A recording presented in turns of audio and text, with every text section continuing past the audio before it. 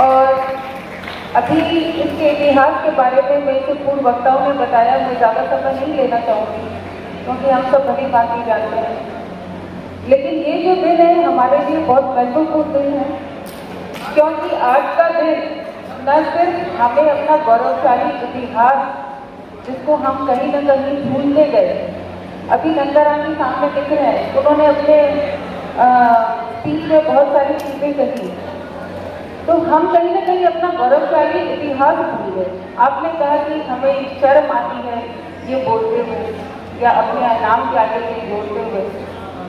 आपको गर्व होना चाहिए, आपको गर्व होना चाहिए, क्योंकि जब आदिकाल से, जब जीवन की शुरुआत हुई थी, तब से ये समाज हमेशा आगे रहा है। चाहे किसी भी चीज़ से, किसी भी क्षेत्र की बात कर लो, तो हाँ, जो जंगलों में रह गए, जो पहाड़ों में रह गए, जो प्रकृति के नजदीक रह गए, वो आदिवासी उनको बोलने लगे, और जो गांव में चले गए वो ग्रामवासी हो गए, जो शहर में चले गए वो शहरवासी हो गए, नगरवासी हो गए। लेकिन मूल रूप से चाहे आप हो, चाहे मैं हूँ, चाहे ये है, चाहे कोई भी है, मूल रूप से हम सब एक हैं, हम सब आदिकाल से एक हैं। हाँ, व्यवस्था के साथ बहुत सारी चीज़ें जुड़ी गई, लेकिन हमें गर्व होना चाहिए कि हम एक ऐसे समाज से हैं। अगर ये समाज ना हो, अगर जंगलों की सुरक्षा नहीं हो, अगर प्रकृति की सुरक्षा नहीं हो, अगर वृक्षों की सुरक्षा नहीं हो, तो आज के दिन सांस लेना भी दूभर है, जीना भी दूभर है। आज के दिन अगर मानव जाति इस धरती पर है, तो उसका मैं मानती हूँ सबसे ज़्यादा योगदान अगर है तो वो आदिवासी समाज को। इसलिए आपको गर्व होना चाहिए अपने ऊपर, और ये दिन है कि आप अपना इतिहास याद करें, ये दुनिया इतिहास याद करें, अपने स्वयं को जागृत करें, अपने ऊपर गर्व करें, और इस देश के लिए, अभी पहले भी कहा, चाहे कोई भी याद कर लो, आपको ध्यान होना चाहिए बिरसा मुंडा की जयंती। बिरसा मुंडा को हम भूल गए, लेकिन वो थे जिन्होंने स्वतंत्रता संग्राम में अपनी हिस्सेदारी निभाई। उन्होंने अपने से लड़ाई लड़ी थी। क्यों लड़ी थी? जमींदारी प्रथा के खिलाफ लड़ी थी। उनकी जमीनें छीनी जा रही थी, उनके जंगल छीने जा रहे थे, इसलिए उन्होंने लड़ाई की। ऐसे गौरवशाली इतिहास को हमें भूलना नहीं है, हमें याद रखना है, और उसके गर्व करते हुए हमें अपने आप को और अपने देश को आगे ले जाना है। महाराणा प्रताप की बात की, राणा बुंजा की बात की, आज जो गौरवशाली इतिहास है तो उसके पीछे योगदान किसका है वो हमें भूलना नहीं चाहिए। मैं आज आपके बीच में हूँ, एक महिला हूँ। पहली बात तो आप सबको धन्यवाद, आप सबने मुझे सहयोग किया, अपनी बहन मानकर जो मेरा भरा, उसके लिए धन्यवाद। और बहुत गर्व होता है, गर्व करने की बात है कि हमारे देश की जो राष्ट्रपति है वो भी महिला है।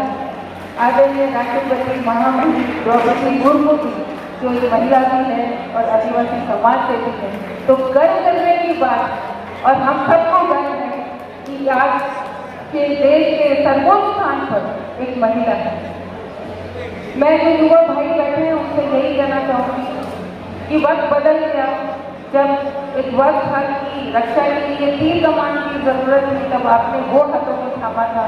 आज वक्त बदल गया, आज हाथ में तीर कमान की जरूरत कम है, हाथ में कलम की जरूरत ज़्यादा है। और मुझे पूरा विश्वास है, पूरा भरोसा है कि जिस मजबूती के साथ आपने तीर कमान पकड़ा था और इस देश के और अपनी बहनों बेटियों की सुरक्षा के लिए, इस देश की सुरक्षा के लिए जिस तरह आप आगे रहे थे, उसी तरह आज कलम में हाथ लेकर आप आगे रहेंगे, अपने समाज के लिए, अपने क्षेत्र के लिए और अपने देश के लिए। मैं आप युवाओं से यही कहूँगी कि ज़्यादा से ज़्यादा इस कलम की ताकत को हाथ में लीजिए। ये कब होगा? जब आप पढ़ाई करेंगे। नौकरी में आरक्षण तब मिलेगा जब हम पढ़ाई करेंगे।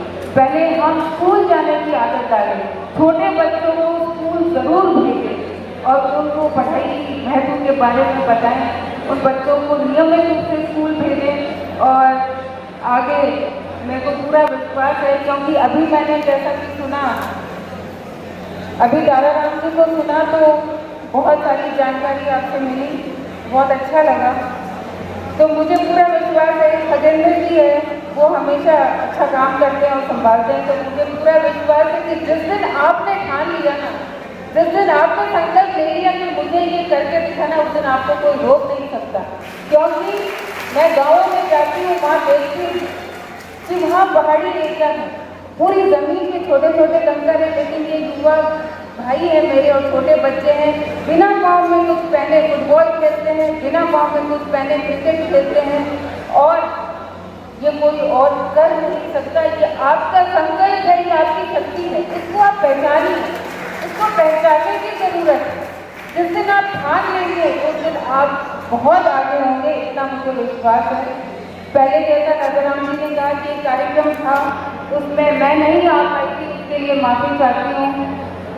मैं उस परिवार से आती हूँ जिसने हमेशा से शिक्षा के लिए काम किया, और मैं जहाँ पर जाती हूँ वहाँ हमेशा यही प्रयास रहता है कि मेरे भाई मेरी बहनें ज़्यादा से ज़्यादा पढ़ें, क्योंकि आज अगर जो मंच पे बैठे हैं तो उसके पीछे एक बहुत बड़ा योगदान शिक्षा का है, पढ़ाई का है।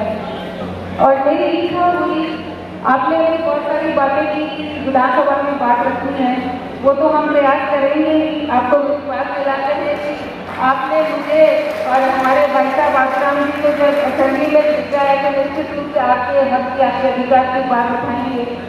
लेकिन आज आप सबकी बात सुन के मेरा मन किया कि जो भीड़ विकास समिति है उसको मैं मेरे कोटे से 15 लाख रुपए और देती हूँ, और मेरा आपसे आग्रह रहेगा कि ज़्यादा से ज़्यादा इसको हम पढ़ाई के लिए, शिक्षा के लिए कैसे इस्तेमाल कर सकें। और भी ये तो शुरुआत है, ऐसा मत सोचना कि भाई जो एक बार ले लिया बार बार नहीं मांगा। आपकी बहन हूँ और लिए पढ़ाई वास्ते जिसको चाहिए आपकी बहन हमेशा आपके साथ है। कोई भी जरूरत हो शिक्षा के लिए, मेरे भाइयों के लिए मैं आपके साथ हूँ। आधी रात को भी आप याद करोगे तो मैं तैयार हूँ। बस मेरी आपसे एक ही विनती है, नशे से दूर रहें, जो समाज में कुरीतियाँ हैं उनसे दूर रहें। बहुत खराब समय आ गया, ये मोबाइल है, इस मोबाइल से बहुत सारी परेशानियाँ बढ़ रही हैं। इस मोबाइल से थोड़ा सा दूर रहने का प्रयास करें और अपना ध्यान ज़्यादा से ज़्यादा पढ़ाई की तरफ लगाएं, तो निश्चित रूप से आपका भविष्य उज्ज्वल होगा।